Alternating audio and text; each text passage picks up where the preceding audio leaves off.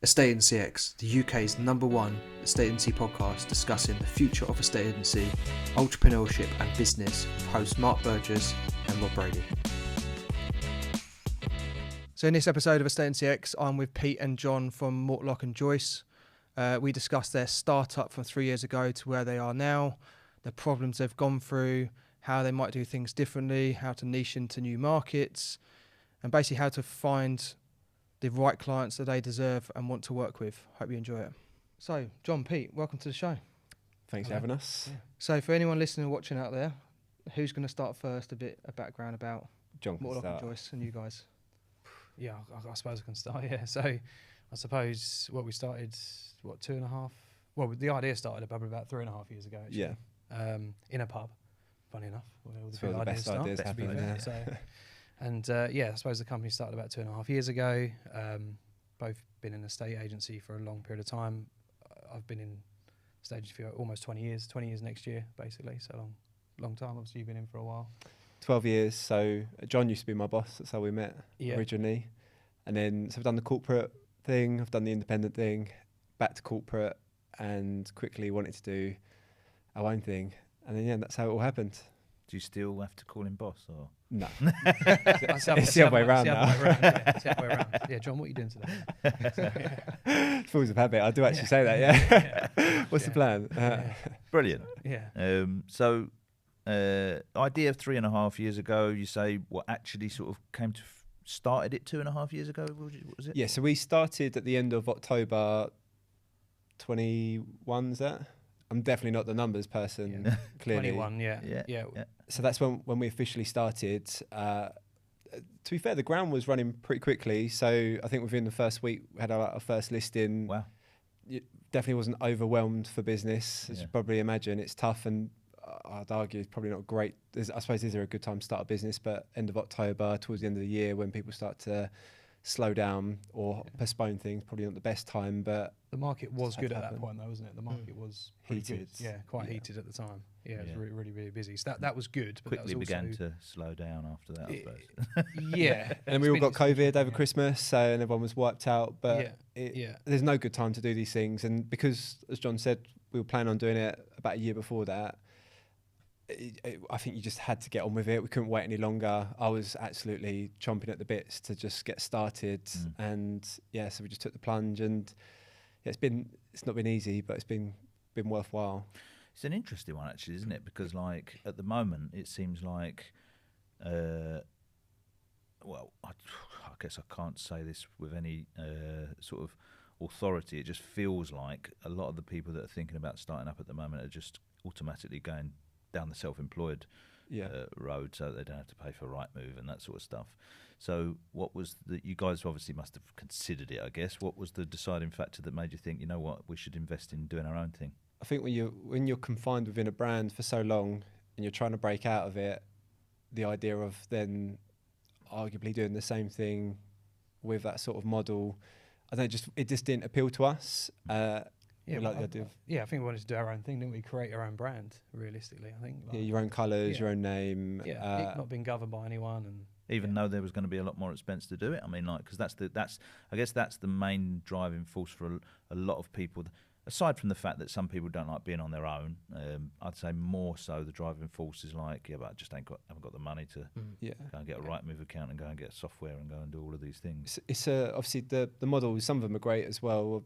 You've got a lower financial barrier to entry. I think we'd already saved what we felt was enough money to do it fully solo, and just had this idea of what we wanted it to look like. And it doesn't mean you can't do that with those models, because clearly you can, and I know lots of people that do it and they're doing a great job. But I suppose at that time, it just didn't feel, we didn't want to be dictated to how it had to look, how it had to sound, how it had to behave. Yeah, it's quite hard to break out of that in the first place. Did it ever come into your mind? You know, that pub chat. What was that? Where did that come through? Like, what was it? Were you sat there thinking, do you know what, we're frustrated? We're both frustrated. Right. We used to talk in the car, didn't we? Pretty much. So we used to work together. Obviously, as you said, I was your boss, and then I moved on to another branch. Actually, firstly, you moved to another company, didn't you? Actually, and then but we still spoke on the phone, and then you came back, and then I moved to another branch, and then again we just spoke to each other on the phone. So we we did talk about it, didn't we? Yeah, it was always on the agenda. Yeah, so it wasn't like like we was in a pub one day and it was like we created this idea. Seven pints in. Prestige Worldwide we called it back then. Prestige Worldwide, yeah. So it's sort of like it pushed the conversation on, but we did talk about it, and I suppose the changing point was COVID was one of the main things, wasn't it? And the opening of the branches actually. So we obviously know how expensive it is to open a branch, etc. We realised that people weren't coming into the office so much. We was even locking the door, weren't we? Yeah, it was appointments only. It was appointments only. So we thought, do we need an office? Like, that was the first thing. Yeah. Then there's a few more. I think there's a few things that happened that sped it all up. It was always inevitable it was going to happen, and then something personally happened to me within a business, and it definitely brought the timescale forward. But at the time, we were looking at franchising. And a like really reputable London company with a friend of ours who's not within property, but they've got various different franchises, like, like your Snap Fitnesses, Domino's, that sort of stuff. And we looked at that, but we couldn't quite agree with that company on the locations. And I think, again, that sort of resonated with us, that we're being told, again, where we have to do it, who we've got to deal with, that area is not upmarket enough for this brand. And I think that's what we're just keen to steer away from in the end. So probably helped us give us the nudge. Yeah. I wasn't getting any younger either. That was, for me as well. I thought if I don't do this now, and it was a risk, and if I don't take this risk now, then am I actually ever going to do it? Or am I just going to be stuck in that same cycle over and over again, driving into the office? You just had another baby as well at that point. So. Yeah, well, that probably timing wise, that wasn't. That wasn't great. But It's funny because I remember before COVID, we had offices we've got our companies split into 3 different parts of the world. We've got a Turkey office, we've got an office in South Africa, we've got an office in London. And before COVID, we always had this policy whereby you come to work, or, doesn't matter if you want to work from home and all of that sort of stuff.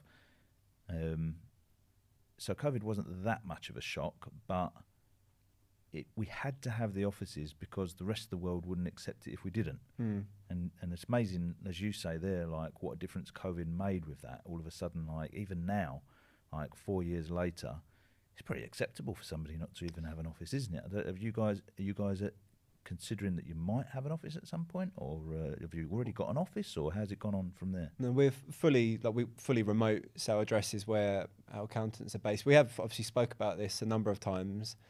It's quite hard to quantify what you're missing out on not having an office.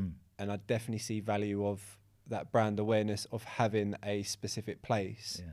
I quite like the idea of like a hub where it doesn't necessarily need to be high street, like industrial, where if there are several of you and you want somewhere to go, or if someone needs training, you can have those conversations. Because obviously at the moment, you would have worked with new starters, I'm sure, plenty of times, and you need to be there for when those conversations go wrong, so you can train it. So probably on that basis, I'd consider it. Yeah, as you say, it's hard to quantify, but there's also other things you can do for brand awareness. It just doesn't, we're talking earlier about footfall. The footfall's definitely less on a high street now anyway. Yeah. And we didn't want to be that where we were based.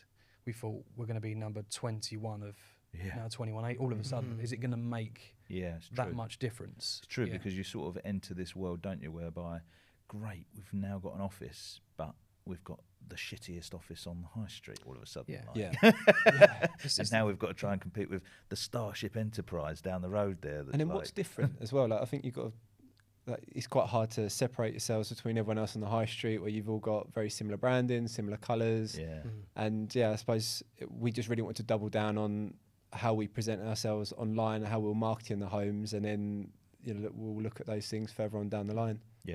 You deal with, like, having dealt with you a lot now, your sort of ideal market or ideal audience is people like you, families, young families, looking to move. So the idea, like, you know me well enough, like, I've got twins, 2-year-old twins. If someone said to me I was selling my house and you've got to drive in on a Saturday morning to the high street and park up and drag my twins in, and I'd be like, that's fucking hell. Like, can you come out and see me and have a chat, or we can meet at a location that's not having to park up and get the pram out?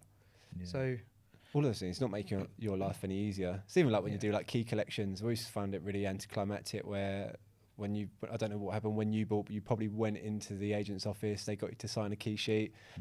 Fan was there. Yeah, well done. That's the most important thing you've ever done, or one of the most important things you've ever done, and that was it. And I used to come away from it feeling a little bit underwhelmed. I'm sure they did. So they just tried to make a bit of a thing. Like, it's not particularly productive use of our time. I'll block out the day because you don't know when completion is going to happen. But meet them there, get them a bottle of something. Try and make it a bit more of an event rather than just. So they remember it. Yeah, it's a future customer. We never looked at it that way, did we? I don't think. When was in the other side. No, of the business. it's just about doing the deals, isn't it? When you're on the numbers, spreadsheets, and there's always going to be another one, because when you're working inside a machine like that, you're not responsible for the marketing. You're certainly not responsible for paying for the marketing. And so, like, the appointments come in, the valuations come in, they turn into instructions, they turn into sales, they turn into completions. We move on to the next one.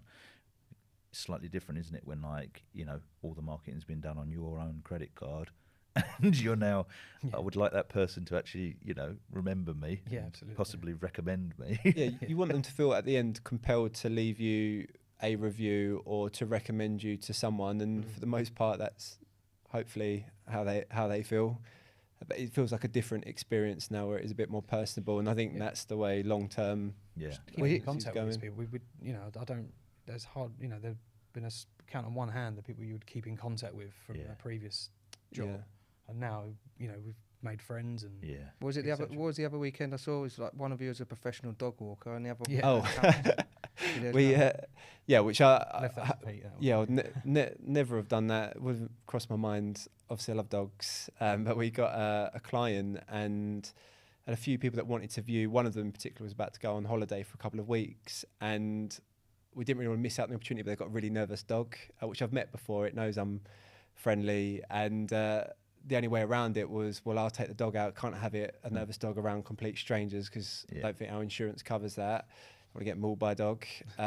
So John did the viewings. I've taken the dog for a walk, which I'm not sure many people do on their office hours. You're up in fields. I think you were enjoying it more than. She walked me. I had a whale of a time, but it has resulted in an asking price offer. They've tied it up. The sellers have now found somewhere, and look, maybe that would have happened 2 weeks down the line, might not have. And I don't know, it just felt like a more creative way, which I would not, never have done it. Crossed our minds at all. Yeah, because imagine going, two of us are going to go to the office to do viewings at a place, and no, because you're against one another at that point as well, aren't you? You're competing against. We've actually helped someone move out of their house twice, actually, since we started on our own. At one time, they were let down by a removal firm, and again, it's not really part of the job, but. Got to help them move out, and I don't know. It was second time I cleared the loft. Pretty much cleared the loft out. Yeah. So it was just being prepared to do something different. Was that a match? It would have been better. Done. Would have been quicker. A lot quicker. Yeah. Buyers would have been happy. With the starting the new agency, coming from, I'm guessing the branches that you worked in previously were pretty successful companies, and. He was running one of the branches, so I'm sure it's going to be. But then moving to being doing it on your own. Was there anything looking back now where we thought it was going to go like this, but it just don't work like that?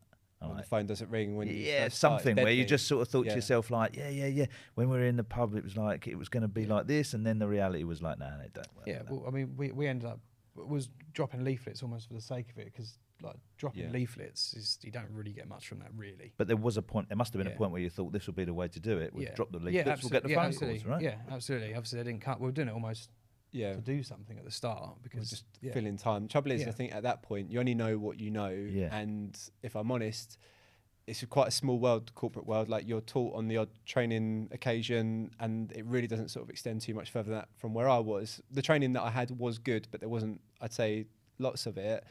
So all of a sudden it can become quite apparent you've got to do a lot more than you can rely on repeat business, because your office has been there for 20, 30 years, or you've got a brand there, like that phone doesn't ring, you've got to make it ring. So personally, I spent a lot of time into like podcasts and just trying to learn what other people, basically steal ideas from people that are better than me and try and implement it.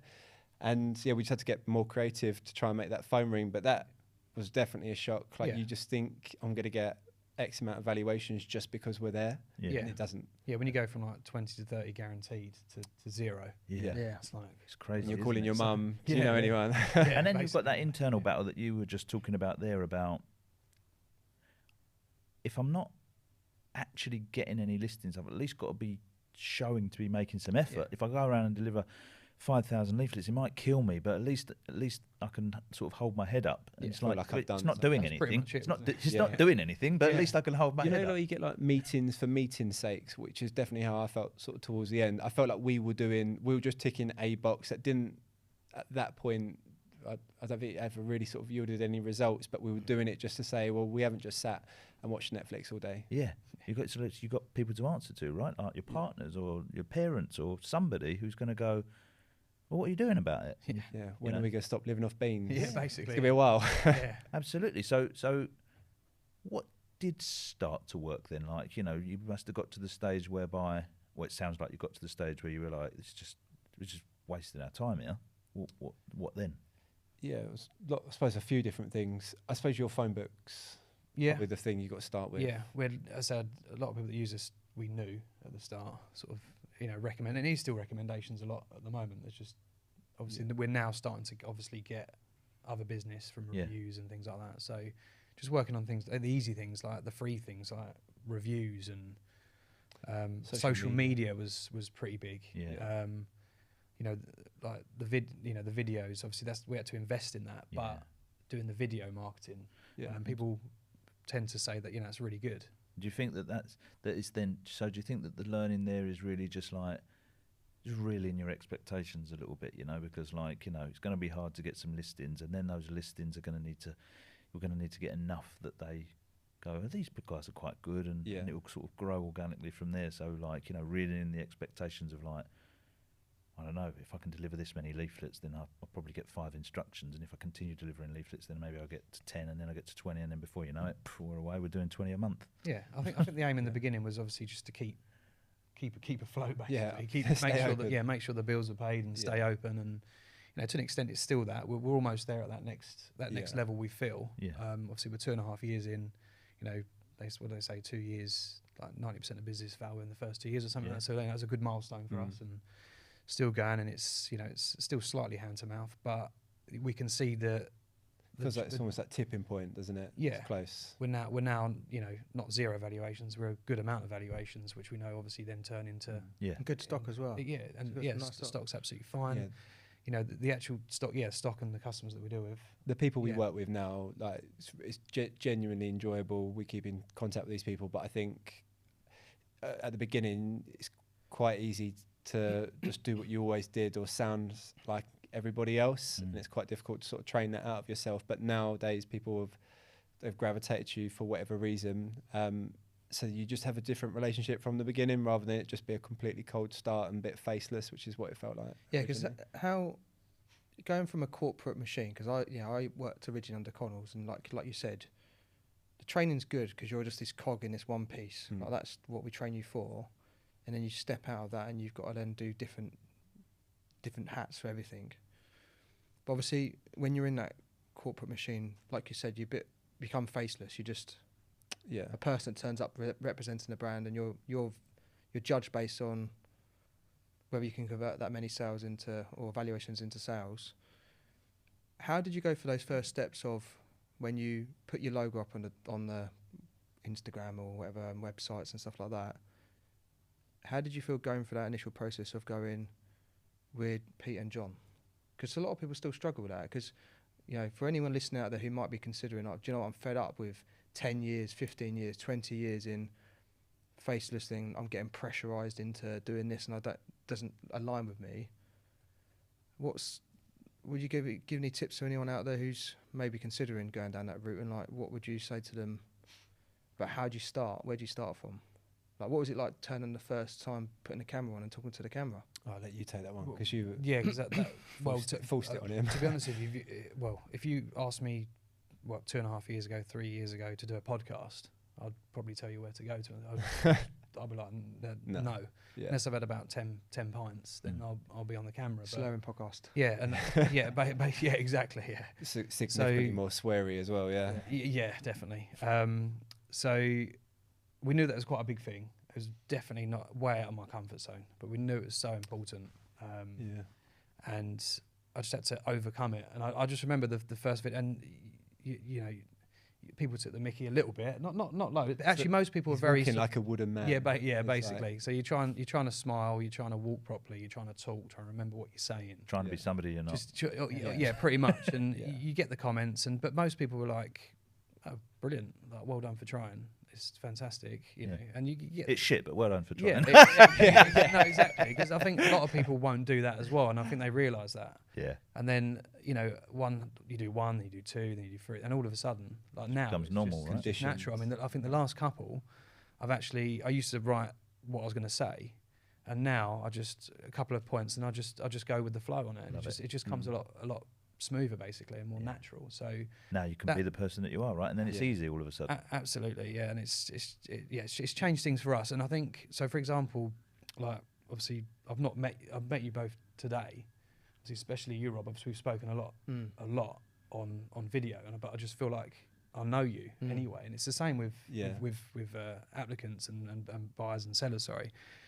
They just sometimes, I saw you in the video. They sort of know you are, and obviously we're working on that now, aren't we? With behind the scenes stuff, with the valuations and the booking process, etc. When that starts to go, I think before we go through the door, this person's going to know who we are, our personality, and that might. I think most of the time that will work. Obviously, sometimes it might not, but I think most of the time they go, well, I like their personality. The difference is a lot of agents I work with struggle with that, and that's whether the owner doesn't allow them to do that, or they don't really know what they should be saying. So we know that your ideal clients are younger families looking to move, because like you put that on social media, you portray that, so it's relatable, and your videos are putting that in place. So it's a great one to have, because you can put your personality across, because it's not like you're going to go out and see someone who's completely different to your ideal client, effectively. Yeah. I think early on we tried to be too much to everyone at the beginning, because that's, again, you're told get as many numbers. The quicker you are who you actually are, and you can portray that, the quicker things will start to fall into place for you. You'll start to work with people that you want to work with and what you want to work with, and everyone's going to be slightly different on that. It's crazy because, on my, for my business journey, I had various different companies, and some were good, some were not good, like up and down. And I found this group of mentors and some great people that basically showed me business is actually, every successful business is pretty predictable. You just do these certain things and it kind of works. And then we spent a lot of time translating that down into a estate agency. We've got this predictable journey of a estate agency, the estate agency business journey. Basically, there's these 5 stages. And although everybody's got a unique business in the sense that, like, you guys are dealing with family homes, and maybe, I don't know, high-end by design companies are dealing with, unique properties and whatever it might be, everybody does these 5 stages in order to have a successful business. And one of them, as you say, is really identifying your niche, because most estate agencies, most people who start an estate agency come somewhere from the similar background to you guys, right? Same background as me, same background as you, whereby you work for a corporate, you work for an independent, you open an estate agency. And you know how to do estate agency, but you don't really have any training on how to run a business. And one of the main things about running a business is niching it down a little bit, because everyone on the high street is going to say the estate agency things. They're all going to say we can sell houses. Like, that's what you're there for, right? That's, as Mike Symes would put it, that's just table stakes. We're all going to say we do professional photography, and that's great. But as a consumer, I wasn't expecting you to do shit photography, right? Like, I wasn't expecting you to. It's not a benefit to me. I wasn't. It's not. So, what beyond that? And niching it down allows you to go a little bit special and go, well, we really work with families. We're set up for it. As an example, I was out walking somebody's dog for them, and I've helped people do this, and someone who's your typical kind of, I don't know, stereotypical Purple Bricks customer, they're not interested in that, and you're not interested in them, and that's all good. Not our client. No. It takes a while to fully go, that's not my person, and be able to step away from it. But this is my person. That's who I'm going to focus my time on, because that's who I want to be dealing with long term. But I think if we go back in time, we'll do quite a lot differently. And you're absolutely right with we all think we've got a pretty good understanding on a estate agency, but business ownership we've completely been winging it, and we would definitely refine things if we went back in time. Fortunately, I think you're part of the Agents Together. So I had coaching with Lee O'Brien, which was David Lee back then, I think IAD now, and even just sort of doubling down on the videos, I think that actually would have originated from him, and obviously there's an expense attached to doing the videos, but I genuinely think if we didn't have that guidance at the beginning from someone that had sort of done that process, I don't really know what would have happened long term. So no, Lee's great, and David, both of them are brilliant. They've got a great business as well. I think if you've got people around you that have been in that situation, you definitely need to be speaking to them for one. You might not always like what they've got to say, but there's a reason why they're telling you it in the first place. But fortunately, I was talking to him a couple of months before we originally started, and there's still plenty of other things I would have done. But yeah, he's, without realising, probably made quite a big part in what we've done or how we've ended up where we are currently. Yeah, it's brilliant.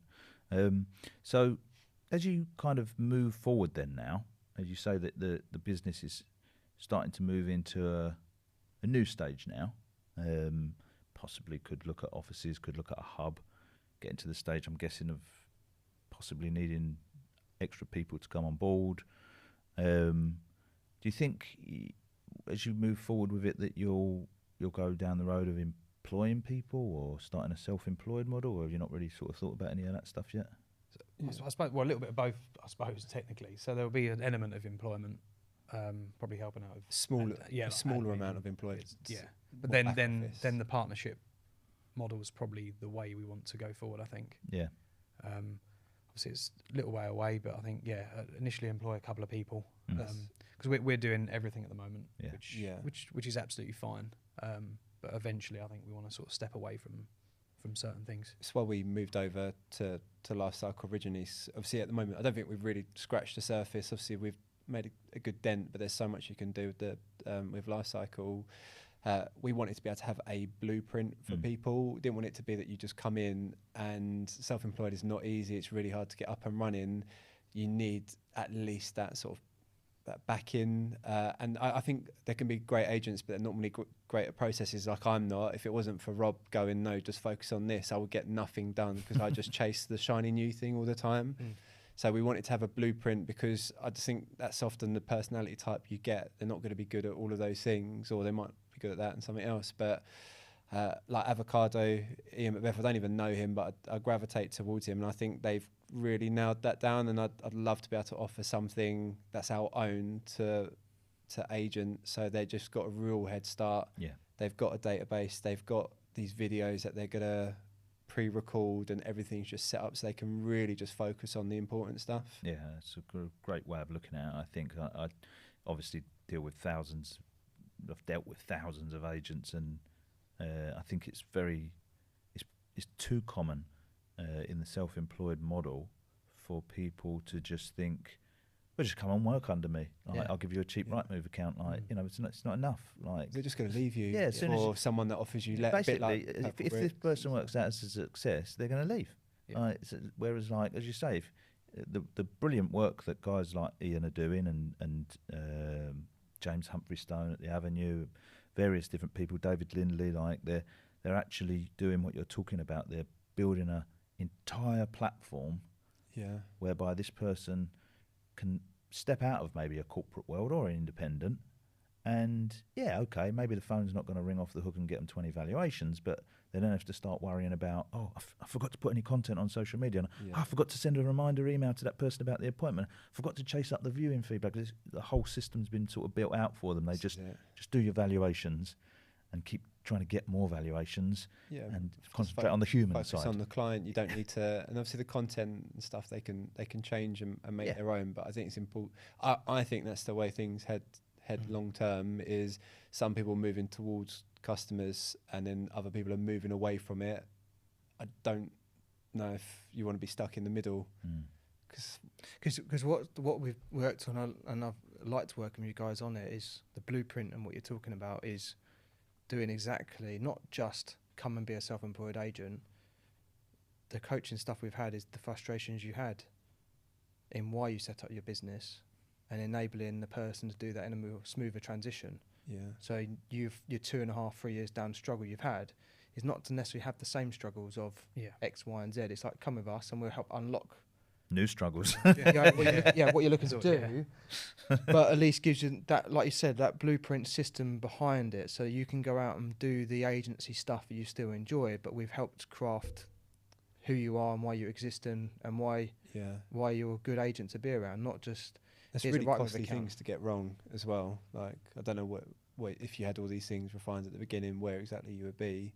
But obviously hindsight. But if you look at your mentorship, what you got from, was it David? Lee, yeah. So what you got from Lee is exactly the same you can impart on the people that come through that same process, because you've gone through that process. It's not like we've set something up and you do this and we're not actually, have never done that. You can say, here's a set of videos that we've had to create, like watch those and what's your take on it? If we knew what we knew now, you know, from the start, we'd be in a much better position. 100%, I would say. Definitely. I mean, as I say, I had the same thing myself. Dicked around with various different companies for 15 years, some good, some bad. Put things in place the right way from people that had all built £100 million businesses, and it just went like a rocket. And it was like, what the fuck have I been doing for the last 15 years? Fortunately, like, you know, you guys have latched onto it pretty quick. Our predictable journey says that you guys would be, there's 5 stages of it. There's startup, there's challenger, there's operational, there's the pressure cooker, and then there's excellence. And I would say, from talking to you guys, you're right at the end of challenge. You're just about to move into operational. So the next challenge that's going to come your way, I would imagine, is finding good staff, obviously finding the right people, and then making that transition, which it sounds like you've started to make already, from I just need listings to now I need listings that are all at the right fees. Yeah. Do you know what I mean? Like, you know, and now we need to actually get to the stage whereby, like, I've got other people that can come here and get listings under my brand at the right fees, so I don't have to you know, do the whole thing. And you know, there'll be the next things to sort of figure out, and as you learn how to do those things, you'll look back again and go like, shit, if someone had just told me that from the beginning. I suppose it's a bit like parenting, isn't it? You know, when someone says, when you get to 2 years old, it's fine. And when you get to 2 years old, you go, I know you said, but actually, like, 3's really bad. You're like, fucking liars. Like, when does this end? Otherwise, you'd never have kids. Yeah, exactly, yeah. Oh, you'd never start in the stage. Then you have another one, but then the second one's always easier, isn't it? In terms of knowing what to do. So, Absolutely. And then after that, you get into the stage whereby all of a sudden, like, now you've got a team, business runs how you wanted it to run, like, you know, it's all good, but you can't really leave, you know. And then another problem comes of, like, you know, right, how do we make this thing run like a machine now, whereby, like, I could go on holiday for 4 weeks and it'd still run, and it just different challenges at different stages, aren't there? Definitely. But it's exciting to see from your point of view, like, looking at it from the outside in. I feel like I can see, like, oh, this is amazing. You're about to move into a much more comfortable stage now. Much more comfortable. Bloody hope so.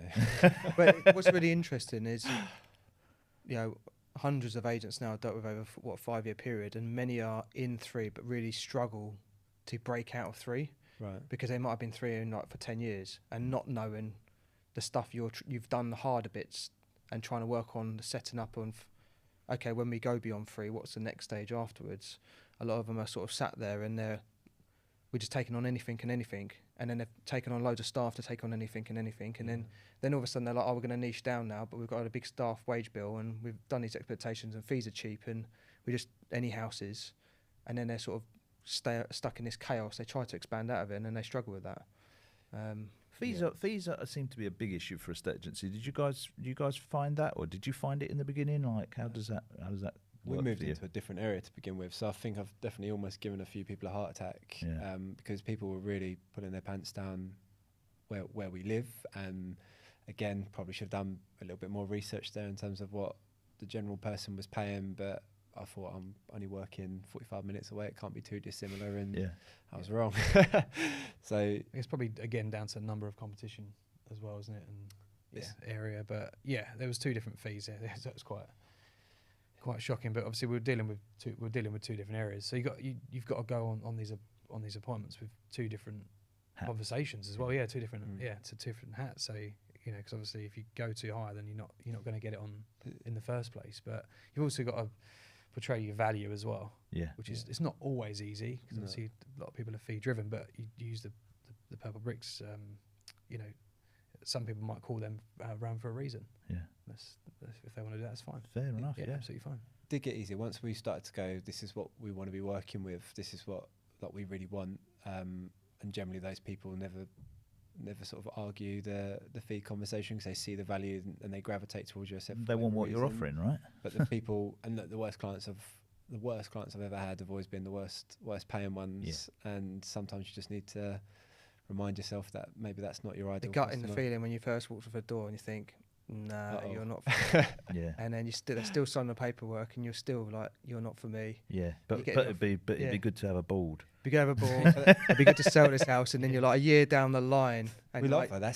That is the culture though, isn't it? It's got to get the instruction target to hit. Yeah. Like to hit a spreadsheet for your area manager to give you a pat on the back, and it's not pound notes. You don't want to work really for that property, and then really if your agent doesn't want to act on your behalf, really morally everyone should just go, let's draw a line under it. I'm not the right fit, but so and so might be. So the mad thing is that like a lot of us come from a corporate machine whereby if you really sat in the boardroom with them, they don't care that much about selling houses. You know, a lot of them are you know, it's just a conveyor belt for the financial services. Subsidiaries, But when you're in the estate agency side, you don't really see that, and suddenly you find yourself in this delusion that winning an instruction is winning.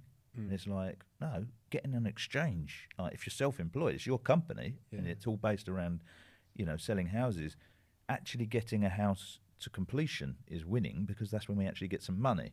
But you know, I still find when I talk to estate agents that like they mostly get more of a thrill out of winning an instruction than they do out of a completion. You're saying it now, and me and John talk about it all the time, like pounds come in the bank, zero excitement, absolutely none. Like I've completely detached myself from it, and I think that's just because of how you're conditioned for such a long time. It's mad. So I think part of that though is obviously you want to be liked as well, and obviously you want people to see the value in you, and obviously when someone that's the point where they think, okay, this is the guy for me, basically, that's gonna do the job for me. So that's the element of it as well, I suppose. There is a pride side of it as well. Ego, and I don't think we're egotistic at all, really. But it does. But I get that. But it's just the like. At some point in my business life, I had to realise the switch from output to outcomes. Output being, let's deliver 5,000 leaflets. Outcomes being, did we actually get anything from it? And it's harder than it sounds to do, because you can have great outcomes and people think you're a lazy bastard.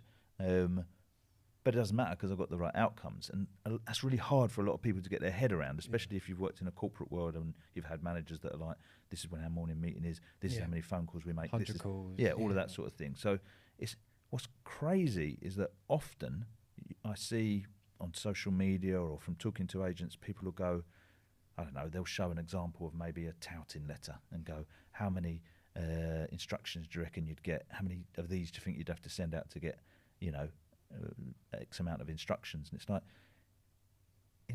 what do you mean by instruction? Do you mean an instruction of a property that's way overpriced that isn't selling, that you're never going to get any money on? Or do you mean like an instruction that actually one day you're going to sell and get paid on? And like they fall into different brackets, don't they? I think that's part of where the issues stem from. I do think that will change. I think the good is getting better and the bad is getting worse. Absolutely. Like the bandwidth is just going to get bigger and bigger. It's like politics, isn't it? Yeah. I'm not sure that's a conversation for the camera. No. Yeah. Estate agency is ultimately a middleman, and that's a bit of a problem for them, I think, because technology and the way the world's evolving, like it gets rid of middlemen. Like, you know, it takes them out of the equation. I know it's an old analogy, but you know, even if we use the extreme example of someone like Blockbuster, they're a middleman, you know, because we couldn't get access to the films. But once we got access to the films, didn't need the middleman, you know. Even people like tour operators, you know, travel agents that go out of business, like you get removed out of the middleman's not needed. So, You have to have something important yourself. It's not enough to say, I'm going to do the nice photos, I'm going to put you on the internet, I'm going to put you on certain portals, put you on social media. That's all just the middleman stuff. There's got to be something about the actual, why your actual company though. And niching down allows that, doesn't it? And also, as you said, like building databases, creating systems for people, like something that you only get from me is got to be the key recipe for people going forward to make sure that someone next door doesn't just open up and do the same thing. This is it. I think if you haven't got anything to separate you from, because even before, I remember like people will ask, well, why should I use you? And the only response I had at the time, because we all pretty much did the same thing, we all worked similar hours, similar days, and it was, well, it's me. And so you end up just talking about yourself and the team, and obviously some people that we'll work with, and I suppose I assume everyone had to say the same thing if they asked them that question. It's just basically a popularity contest by then. But really, if you strip it back, it was exactly the same thing that people were offering. So yeah, to really like try and have a niche or genuinely something that's a bit different. Like we work with limited amount of people at once, and we just found that's a much better way of operating, because you can't work with, I couldn't work with 30 people at once. I'd be pulling my hair out. And I just think, yeah, you got to have something a little bit different. And it's only a USP until someone else starts doing it. And then obviously everyone needs to keep refining and improving those 1%. Yeah, absolutely. Okay. Really appreciate you guys coming on today. Thanks for having us, guys. Thanks for listening to this Estate Agency X podcast. Can you make sure that you're actually subscribed to this podcast channel if you liked the content? It helps us massively to get better guests, and it just helps us generally. So you might think you're subscribed, but just have a double check, whatever your podcast platform of preference is, that you're actually subscribed. And then that way we can continue to grow the channel and get better and better guests for you.